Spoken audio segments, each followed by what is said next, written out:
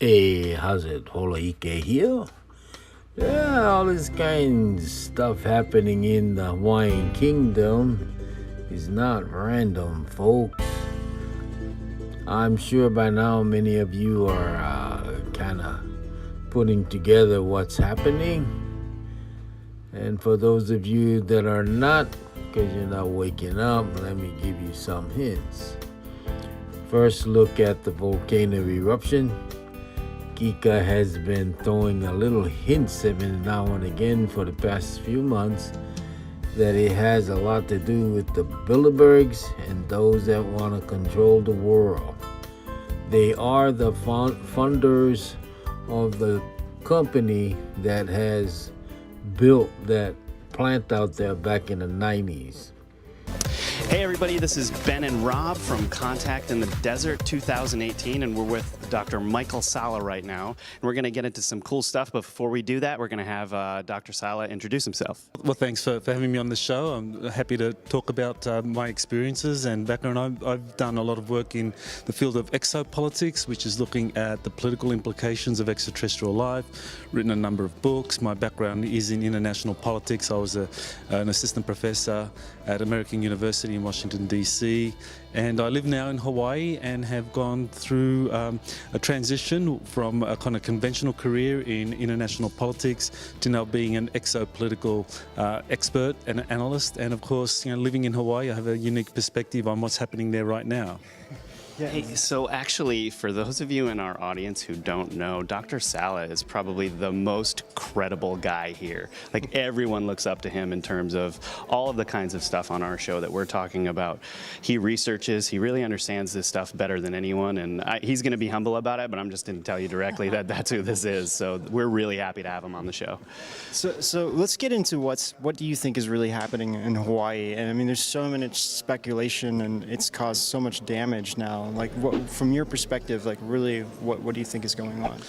Well, it's unfortunately, I think Hawaii is a target for the deep state. I mean, it's as simple as that. The deep state is this entity which has this unholy influence over many governments, including the United States government, over the bureaucracy, over key institutions within the US. And the deep state has its own parallel military, which is run through the CIA's covert operations branch, which today is the Clandestine Services Division. And we go back to early January of this year, where there was this false missile alert, which was, they basically said, well, this was because some guy, accidentally pressed the wrong button, which, anyone who knows anything about how these emergency alert system operates is ridiculous. That there was something much more to it. And in fact, when I did the research and began digging, I found a lot of witnesses saying that they actually saw something shot down near Maui. And that immediately afterwards people were silenced, but over the next 10 days after that, there were just so many Coast Guard boats, so many US Air Force planes flying over that area, obviously looking for something. So I think they were looking for the debris from something that was shot down. And so immediately you have to say, well, okay, so this was not a false alarm. Something was shot at Hawaii, and it was a ballistic missile, nuclear armed. So Deep State was targeting Hawaii, I think, in what was going to be kind of 21st century Pearl Harbor, which would have led to the US immediately retaliating against the culprit, and it was designed as a false flag event to make it look like North Korea had launched this strike, and so the US would have immediately responded to North Korea, and then where that could have escalated to, we don't know. But I think that was something that directly involved Hawaii. It's been covered up. Most people don't know that the CIA has a secret fleet that, strangely enough, they call the Dark Fleet, and it's comprised of a nuclear submarine, a nuclear aircraft carrier, some prison ships, hospital ships, just destroyers, an entire fleet. And it's kind of a rogue fleet. And recently, I was told that in a briefing, we haven't fully confirmed all the details yet, but these were retired general and colonel types speculating that the nuclear sub had gone into a shallow area close to North Korea and had fired an ICBM at Honolulu. And of course, we all remember it's all over the news, the fake missile alert. But if you look deeper in the news, you see some interesting UFOs reported close to Hawaii during that time period. Weird corona in the sky. And also someone reported an explosion in the sky, possibly a meteor. Well, right. I remember all this. Yes. Seen all over, even Russia saw it. Yes. So what I'm told that they believe happened was that this rogue submarine fired a missile. The MIC secret space program took it out and intervened, and that's what the explosion was that they heard over the ocean. Wow. So that implies that the MIC group is at war with the group that would be controlling the CIA. Yes, but parts of the MIC group are struggling with each other as well. Yeah, that's really good news to hear that the MIC did that, because if not, the extraterrestrials probably would have done it, because they're not going to let any type of nuclear bomb go off if it destroys more than half the planet. Well, it also causes an energetic feedback through this cosmic web and affects countless other civilizations. Exactly. Especially if they're in transit through the cosmic web, we can destroy ships or an entire fleet. And now, more recently, we have this whole thing with this lava flow, and many people, including myself, at first thought, well, this was just Kilauea, Pele. This is a volcanically active region, but as it started to, all the fissures started to open up near the Puna geothermal venture, the question then arose, well, is this somehow attributed to what the geothermal venture was doing there?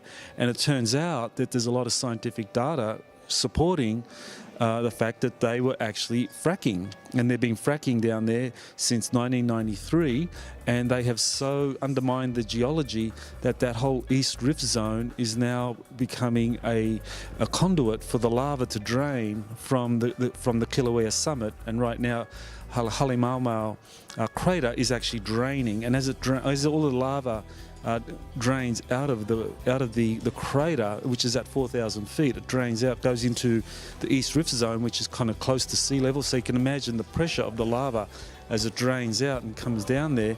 And now Halemaumau crater, because all the lava has been drained out, it's collapsing. So it's increased in size by a factor of 10 because it's collapsing. And so, things are bad right now, but it can get a lot worse. And so, I've written a couple of articles on my website, pointing out that how this was designed to actually create a really massive set of earthquakes that could actually disrupt the Hilana slump.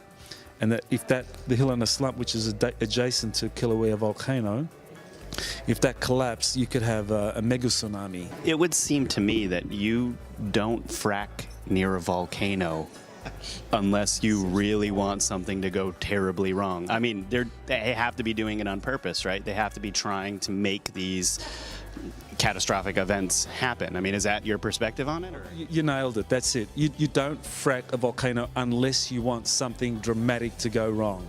And that's exactly what happened. They've been fracking there from 1993, and it was a plan, and I think that they knew exactly what they were doing.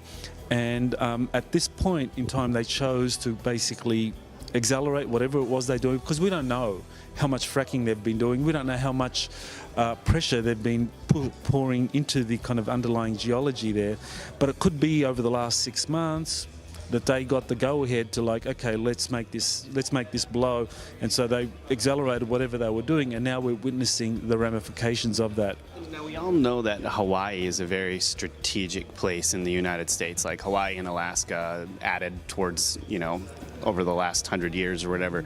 I mean, is it that the deep state is targeting Hawaii because of its strategic position and where it is? I mean, what is why Hawaii? Why Hawaii? Yeah. Right, that's a really good question, and the answer is, when you look at the way the deep state operates, especially when it comes to abusing individuals, satanic rituals, you go for the heart.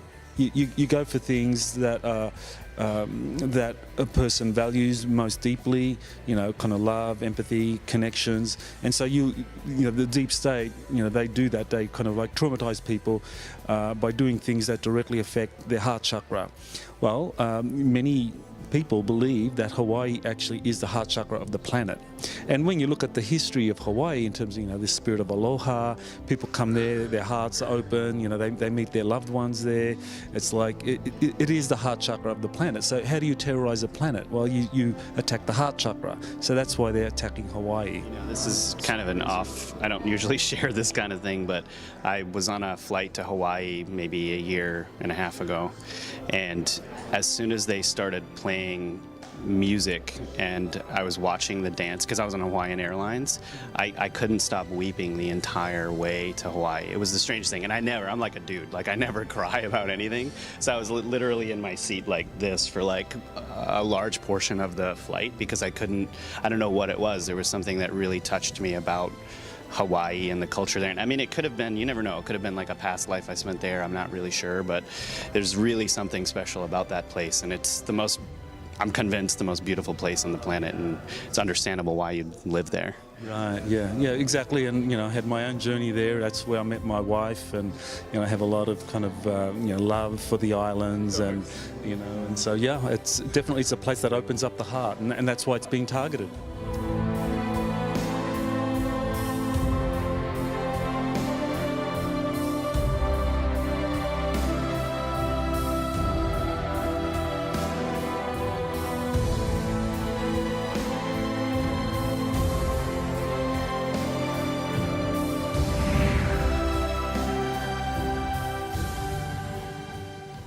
Kika Waialae moved from Hilo in '97. Now we have these hurricanes that's been coming our way, especially this one, Lane or Lane, and it's broken up down to a tropical storm short of landfall. Well, that was weather control, folks. Man-made through HARP. If any one of y'all know what HARP is. The main reason why I'm making this video is because of the issue that they've been spraying a lot of chemtrails in the area. And let me show you the latest NASA World View satellite image. So over here we have satellite image of Hurricane Lane, the eyes right here. And this is Hurricane Lane as it approaches the Hawaiian Islands. And the Hawaiian Islands are right here. You can kind of see it. This is Big Island, Maui, Oahu, and so forth. I'm going to zoom in a little bit because, but first I'll point out the chemtrails that I'm talking about is right here. Massive chemtrails going for hundreds and hundreds of miles. So I'm going to zoom in so we can see the details of these chemtrails, and the hurricane is going right towards these chemtrails. So that's the issue here. So as you can see, you can clearly see where the chemtrails start and where they end. So this is where they start. You can see the lines, classic chemtrails, right? 1, 2, 3, 4, right? And you can see also the vibrations from possibly HARP technology. HARP, that's H-A-A-R-P. And it was broken up by spiritual. Many kahunas, many pule. A whole lot of stuff was going on, but do not rule out the help from those not from this planet. Lots going on. Many of you are waking up. Those who are waking up knows exactly what I'm talking about. Those of you that are just starting to wake up, you'll figure it out. Anyway, holy ike, hui ho.